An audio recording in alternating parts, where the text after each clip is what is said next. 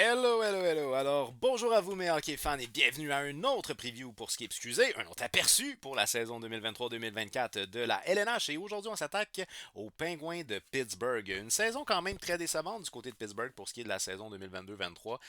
C'est une organisation qui est presque plus dans son prime, j'aimerais dire. Une organisation qui s'en va de plus en plus vers sa fin de carrière. Parce que là, quand on regarde ça, c'est sûr que tu as des inhumains dans cette équipe-là. Je pense entre autres à Sidney Crosby. Mais il en reste pas moins qu'en termes d'âge, par contre, la moyenne d'âge était quand même très élevée du côté là, de Pittsburgh. Là. Je regarde vite vite mon line-up, là, puis j'ai 32 ans ici, 36, 37, 38, 34, 30, 31, 30, 31. À la défensive, j'ai 36, 33, 33. C'est pas jeune. C'est pas jeune cette organisation-là. Puis malheureusement, on a manqué de gaz en fin de saison du côté de Pittsburgh. Ça a été compliqué, mais on l'a échappé et on l'a mal échappé. Parce qu'on l'a échappé en fin de saison contre des équipes qui n'étaient pas nécessairement les plus coriaces. Évidemment, une équipe qui est déjà éliminée, elle n'a plus de lendemain, elle s'en fout un peu. Fait autant qu'elle peut arriver avec aucune motivation, autant qu'elle peut arriver avec juste la motivation de faire couler l'autre équipe. Fait que, tu sais, je sais, les équipes qui sont déjà éliminées, ils n'ont plus de pression, donc ils jouent peut-être les patins plus légers. Mais il en reste pas moins qu'on l'a échappé du côté de Pittsburgh, ce qui a permis aux Panthers de la Floride de faire les séries éliminatoires avec un seul point d'avance. Puis, ben, on a connu la suite, hein, les Panthers de la Floride qui sont ramassés en finale de la Coupe Stanley. Donc, on l'a vraiment échappé du côté de Pittsburgh. Il y a eu des drôles de décisions qui ont été prises par le passé, ce qui fait qu'on a décidé de mettre fin à notre union avec Ron Extall, qui a été renvoyé au mois d'avril. Et lui, il a été remplacé par Carl Dubus. De son côté, Carl Dubus avait mentionné avoir souvent les mains liées dans ses prises de décision du côté de Toronto par le vice-président des opérations hockey du côté de Toronto, qui est Brendan Shanahan. Donc, il disait comme quoi il n'avait pas la liberté de faire tous les moves qu'il souhaitait faire. Donc là, à ce moment-là, ben, j'assume qu'on lui a probablement donné la certitude qu'il allait avoir plus de liberté du côté de Pittsburgh. Un point que j'ai pas aimé du côté de Carl Dubus, c'est de bâtir une équipe en donnant des très très hauts salaires à certains joueurs, ce qui fait que tu as moins d'argent pour ta profondeur. Il y a des joueurs là-dedans qui pourraient être des joueurs mettons, de niveau de ligue américaine. Euh, Parce que la carrière, elle est comme elle est, parce que si, parce que ça. Donc, bref, il y a cet aspect-là, puis l'aspect très offensif dans l'identité de Toronto, qui n'est pas assez centré sur l'aspect défensif, qui fait que en rendu en séries éliminatoires, c'est toujours compliqué quand tu n'as pas une défensive qui est solide. Donc bref, tout ça pour dire, c'est que j'ai peur qu'on reproduise le même genre de modèle qu'on a fait du côté de Toronto. Par contre, dans les faits, c'est que c'est une organisation qui est vieillissante, donc il va falloir qu'on fasse une reconstruction à un moment donné. Puis pour l'instant, on est plutôt limité en termes de relève du côté de Pittsburgh. Fait que disons que les jours à venir ne sont pas les meilleurs pour ce qui est de l'histoire de l'organisation. Mais bon, il en reste pas moins qu'on a encore des joueurs qui sont des joueurs exceptionnels, qui sont encore dans leur prime, même s'ils sont plus vers la fin. Donc, ils peuvent avoir des saisons de plus d'un point par match. Fait on a encore des joueurs très intéressants du côté des Penguins de Pittsburgh. Pour ce qui est de la saison 2022, en fait, on revient avec l'entraîneur Mike Sullivan. Donc, ça, il n'y a pas de changement à ce niveau-là. Pour ce qui est de la saison 2022-2023, les Penguins de Pittsburgh, c'est 40 victoires, 31 défaites, 11 défaites en prolongation. Donc, 40 défaites pour 40 victoires pour 42 défaites. Un total de 91 points, ce qui nous a permis de terminer au 9e rang de la conférence de l'Est, au 19e rang dans la Ligue nationale. Et puis sinon, bien, on n'a pas participé aux séries éliminatoires. Donc, c'est une saison qui était décevante. On a une moyenne de buts marqués de 3,18, ce qui nous place au 16e rang de la Ligue nationale, 3,21 en termes de moyenne de buts encaissés au 19e rang de la Ligue nationale, un avantage numérique à 21,7%, 14e de la Ligue, et ainsi de suite pour le désavantage numérique. En fait, non, 16e pour ce qui est du désavantage numérique, à 79,1%. Le meilleur en termes de buts aurait été Jake Gunzel, 36 buts l'année passée. Il y a un paquet de joueurs là-dedans qui ont fait plus de 20 buts, là, ça n'a pas de sens. Ça, c'est un point positif du côté de Pittsburgh. C'est qu'il y a beaucoup de joueurs qui ont fait plus que 20 buts. Dans ceux qui ont fait plus de 20 buts, non, on va en parler tantôt quand on va faire l'alignement pour les joueurs qui ont fait plus que 20 buts. Mais en tout cas, il y a eu quand même plusieurs joueurs qui ont eu une bonne saison au niveau des buts marqués. Donc Gonzalo, dans son cas, c'est 36 buts la saison dernière. Pour l'instant, il est blessé. J'ai pas fait ma petite croix.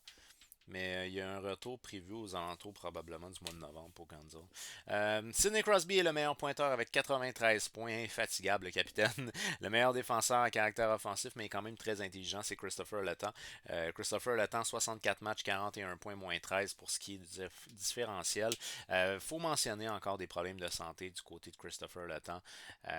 Donc c'est des saisons qui sont écourtées malheureusement pour lui, mais c'est un joueur quand même qui a bien performé dans la mesure du possible disponible le temps où il a été là. Alors, meilleur défenseur du côté de Pittsburgh, Christopher Le Temps. Faut mentionner aussi que c'est la fin du parcours de Brian Dumoulin du côté de Pittsburgh. Pour sa part, il déménage où? Seattle pour ce qui est de Dumoulin. On a eu plusieurs joueurs qui ont quitté en fait. Euh, Jason Zucker, qui avait connu quand même une bonne saison, 27 buts, il s'approchait des 30 buts. Lui, il est parti en Arizona. On a Kasperi Kapanen qu'on a perdu aussi en cours de saison. Il s'en allait faire une saison d'une quarantaine de points. Il a été réclamé au balotage par les Blues de Saint-Louis. On a perdu quelques joueurs quand même du côté de Pittsburgh. Alors maintenant, je vais vous inviter sur le site alacoupe.ca pour aller voir les espoirs les plus proches de la LNH des Pingouins de Pittsburgh. C'est un texte qui a été signé par notre chroniqueuse Gabrielle Saint-Pierre. Elle vous propose, je crois, c'est 4 noms au total sur le site alacoupe.ca. J'en ai retenu 3. Probablement qu'aucun va faire partie de la LNH assurée cette année. On va y aller avec Samuel Poulain, un allié gauche de 22 ans. C'est un choix de première ronde en 2019. Il a joué un total de 15 matchs dans la Ligue américaine l'année passée, 4 buts, aucune passe pour 4 points. Dans son cas à lui, c'est une question de santé mentale. Il a préféré se retirer de la compétition pendant un certain laps de temps pour ce qui est de Samuel Poulain. Il disait comme quoi il trouvait plus de plaisir au jeu. Donc, il s'est ressourcé. Selon ses dires, il semblerait que là, il est motivé puis qu'il se sent bien, il se sent léger. Mais il en reste pas moins qu'il a manqué presque une saison complète en termes d'activité. Je doute qu'il soit dans l'alignement partant au début de la saison. On ne sait jamais quand l'entraînement étant ce qu'il est. Peut-être est-ce qu'il va réussir à se tailler un poste, mais il reste que vu qu'il a manqué quand même presque une saison complète d'activité, je peine à croire qu'il va faire partie de l'alignement partant au début de la saison. Ensuite de ça, on a l'espoir Owen Pickering. C'est un défenseur de 19 ans, choix de première ronde en 2022. Ainsi que le joueur de Sam Braden Yeager, c'est un joueur de 18 ans, choix de première ronde en 2023. Pour plus de détails sur ces deux derniers espoirs-là, je vous invite sur le site alacoupe.ca, les espoirs les plus proches d'atteindre la LNH chez les Penguins de Pittsburgh. Un texte signé par notre chroniqueuse Gabrielle Saint-Pierre. Et également pour la toute première édition du dossier pré-saison LNH à la Coupe, je vous invite encore une fois sur le site alacoupe.ca pour aller télécharger le magazine gratuit qui récupère ou qui met ensemble les 32 aperçus des 32 organisations ainsi que leurs espoirs les plus proches de la LNH pour les 32 organisations. Tout ça, c'est disponible sur le site alacoupe.ca en téléchargement gratuit. La première édition du dossier pré-saison LNH à la coupe. La misère ce soir, la misère avec les mots, ils s'accrochent. Ensuite de ça, on va y aller du côté de l'alignement proposé et non l'alignement assuré. Vous voyez, les noms qui sont en rouge, c'est les joueurs qui sont nouveaux dans l'organisation. Les noms qui sont en bleu, on les connaît déjà du côté de Pittsburgh. Il y a beaucoup de nouveaux dans cette organisation-là et ça, c'est quelque chose que moi, j'apprécie plus ou moins. Parce que ton corps d'équipe, mettons, là, ton unité de corps est toujours amoindrie quand on va patcher des choses. Évidemment, celui qui jouera avec Sidney Crosby va avoir une bonne saison offensivement. Quoique ça a été un petit peu plus compliqué pour Skid Ross, un petit ralentissement de son côté à lui. C'est un gars qui avait joué beaucoup avec Crosby dans les dernières saisons. Puis là, tu vois, l'année passée, il s'est pas mal partagé le poste avec Rickard Reichel. Rickard Reichel qu'on a connu du côté de Anaheim. Donc, euh, c'est ça. Et là, on a été chercher Riley Smith, qui lui évoluait du côté des Golden Knights de Vegas la saison dernière. Pour ce qui est de Smith, c'est 56 points en 78 matchs l'année passée que je fais jouer avec Crosby, 93 points en 82 matchs. Dans le cas de Sidney Crosby, là, on parle d'un gars qui peut faire produire n'importe qui. Fait que d'après moi, Smith est pressenti pour jouer sur le trio avec Crosby. Si tel est le cas, les statistiques offensives de Smith vont assurément aller à la hausse. Donc, ça ne sera pas 56 points la saison prochaine. S'il fait une saison complète, puis tout ça, mais ça devrait l'aider au niveau de la production offensive. Fait que, pour l'instant, c'est lui qui est pressenti comme étant l'allié éventuel de Sidney Crosby. Comme j'ai déjà expliqué dans d'autres vidéos, pour ce qui est de Sidney Crosby, lui, ce qu'il demande, c'est avoir des gars qui sont capables de le suivre, tout simplement. Après ça, allez devant le filet, mettez votre palette à terre, je m'occupe du reste. T'sais. Fait que, je pense que s'il veut jouer avec lui, ben à ce moment-là, il va jouer avec lui, peu importe la décision de Mike Sullivan. Fait que bref, il est pressenti pour l'instant pour jouer avec Sidney Crosby. Que je joue ici avec Rickard Reichel, c'est 60 points en 82 matchs l'année passée. Quand même une bonne saison pour ce qui est de Reichel. Sinon, ben, comme je vous ai dit, il s'est partagé un peu le poste de l'aile à Crosby avec Ross la saison dernière. Dans le cas de Ross, on a déçu un petit peu plus, mettons. Pour ce qui est de Ross, maintenant, c'est 46 points en 81 matchs l'année passée. Donc, un peu en dessous des attentes qu'on a à son égard, mais quand même pas dramatique. Bien évidemment, le deuxième centre est Evgeny Malkin. Ça, c'est la beauté des Penguins de Pittsburgh. C'est que ta ligne de centre est assez claire. C'est Crosby-Malkin. C'est pas mal ça. 83 points en 82 matchs pour le joueur vétéran de 37 ans. Et par la suite, on met le jeune, le 25 ans, mi-vingtaine, Alex Nylander, c'est 9 matchs la saison dernière, 2 points. Dans le cas de Nylander, il a déjà joué une saison complète dans la LNH. Ça n'avait pas été vargeux. L'année passée, il a joué du côté de, je pense, c'est Wilkes-Barre, si je ne fais pas erreur, l'équipe de la Ligue américaine des Penguins de Pittsburgh. Puis il s'approchait du 1 point par match dans la Ligue américaine. Fait qu'il y a eu comme une croissance assez intéressante pour ce qui est de Nylander la saison dernière. Fait qu'on peut l'essayer au niveau LNH. Puis c'est un joueur à caractère offensif quand il performe. Fait que ça peut toujours être intéressant de l'essayer, voir. Alors là, moi, comme je vous ai mentionné en début de vidéo, c'est qu'il y a beaucoup de joueurs qui ont eu plus de 20 buts. Et là, quand on regarde ça sur mon top 6 ici, là, Smith 26 buts, Crosby 33 buts, Rackle 28 buts, Ross 20 buts pile, Malkin 27 buts. Fait que tu sais, t'as quand même, dans les 5 joueurs que je vous ai nommés, t'en as 4 qui ont plus de buts que Caulfield et Suzuki. Donc, c'est très bon quand même en termes de production qu'on a eu de la part de certains joueurs du côté des Penguins de Pittsburgh, pour ce qui est de la production offensive, évidemment. Par la suite, en termes de troisième ligne, on va y aller avec Rem Pitlick, l'ancien du Canadien de Montréal, c'est 15 points en 46 matchs. Il a évolué dans une organisation qui était frappée par les blessures, par-dessus blessure, par-dessus blessure, par-dessus blessure. Puis il a joué juste 46 matchs. Fait que ça vous donne une idée. C'est un joueur qui est comme à cheval Ligue américaine, Ligue nationale, mais c'est un joueur qui est capable d'amener un petit quelque chose d'offensif. Fait que ça peut être intéressant sur une troisième ou une quatrième ligne du côté de Pittsburgh. Qu'on fait jouer avec le vétéran Jeff Carter, lui 38 ans pour ce qui est de Carter, 29 points en 79 matchs l'année passée. Dans le cas de Carter, j'étais assez tenté de le mettre sur le quatrième parce qu'on a été chercher l'Arcelor. Fait que là, à ce moment-là, l'Arcelor peut être sur le troisième. Mais là, je me suis dit, décision finale, on va le mettre sur le troisième. Par la suite, on a Matt Nieto qui joue à l'aile droite de mon troisième trio. Lui, il évoluait du côté du Colorado la saison dernière. C'était 24 points en 81 matchs pour ce qui est de Nieto. En termes de quatrième ligne, j'ai été avec O'Connor. C'est 11 points en 46 matchs du côté de Pittsburgh la saison dernière. Lars Eller est mon centre de quatrième trio. 23 points en 84 matchs pour ce qui est de Lars Eller. Évidemment, il a été échangé en cours de saison. Lui qui a évolué dans les dernières saisons du côté de Washington. Mais là, il a terminé sa carrière. Il a terminé sa saison du côté du Colorado. Et par la suite, Noel Hatchery qui lui nous arrivait de Toronto, 23 points en 77 matchs qu'on a connu aussi du côté des Bruins de Boston. Hatchery. Bon, là pour ce qui est de Gonzalez, je l'ai mis ici en termes de scratch. J'ai mis une petite croix là, en haut ici. Ça c'est pour dire comme quoi il est blessé, donc il ne devrait pas être prêt pour le début de la saison. Calcul rapide, là, ça devrait être autour du mois de novembre qui serait de retour, qui serait rétablisé. À partir du moment où il est rétablisé, lui, il se ramasse dans le top 6, ça c'est sûr et certain pour ce qui est de Gonzalez. Et en termes de scratch, j'y vais avec Vinny Inestrosa, un vétéran, lui, qui a évolué du côté de Buffalo la saison dernière. Maintenant, on va y aller du côté des paires de défenseurs. Donc, pour la saison dernière, Christopher Letang s'est partagé pas mal la sauce avec soit Peterson ou soit Dumoulin. Fait que là, vu qu'il y a beaucoup de changements dans l'organisation, je me suis dit, moi, je vais revenir avec Peterson et Letang. C'est des gars qui se connaissent bien, X nombre de saisons, tout ça. Donc, moi, je pense que ça peut être intéressant de garder les gars qui se connaissent ensemble. Pour ce qui est de Peterson, c'est 24 points en 68 matchs la saison dernière. Je ne sais pas erreur, je pense que c'est même sa meilleure saison en carrière. Pour ce qui est de Peterson, yes, meilleure saison en carrière pour ce qui est de Peterson, 24 points, 68 matchs. Fait que c'est ça. Ça l'a bien été pour lui la saison dernière. Si on parle d'un défenseur d'expérience, quand même 27 ans. Que je fais jouer avec Christopher Letang, le premier défenseur du côté de Pittsburgh. Moi, je n'ai pas été avec Eric Carlson du côté de Pittsburgh pour le premier défenseur parce que je trouve quand même que Letang est plus intelligent. Ben, plus intelligent, il est plus complet.